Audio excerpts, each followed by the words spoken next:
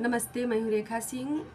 हमारे YouTube channel पर आप सभी का बहुत बहुत स्वागत है। हम आप सबको निर्गुण गीत सुनाएंगे और आज इधर गर्मी बहुत ज़्यादा है मुंबई में, तो भी किसी तरह से बना ले रहे हैं और हम आप सबको निर्गुण गीत सुनाएंगे। हम आत्माएं यहाँ आती हैं तो ऐसा लगता ही नहीं है कि जाएंगे और अच्छे से तैयारी करके रखते हैं, लेकिन जब जाने का समय होता है तो चाहे जो जितना पैसा कमाया रहे, चाहे जो जितना गहना जो भी बनाया रहे, लेकिन छोड़ के जाना ही पड़ता है। मालूम नहीं रहता है कि जाना कब है।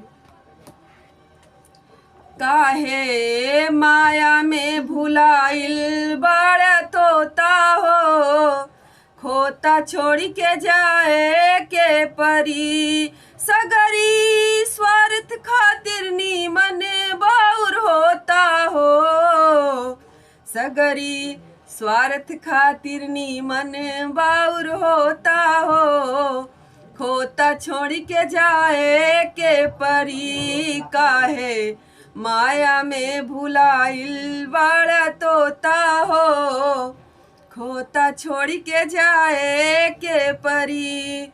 लाख करोड़ धन तू कमाईबा, खाल खियाल नात काले के जईबा। लाख करोड़ धन तू कमाईबा, खाल खियाल नात काले के जईबा।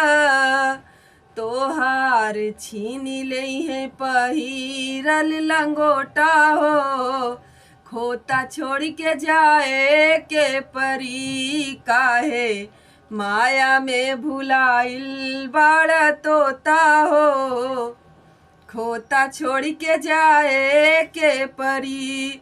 सगरी स्वार्थ खातिर नीमन बाउर होता हो, खोता छोड़ के जाए के परी। काहे माया में भुलाइल बड़ा तोता हो, खोता छोड़ के जाए के परी।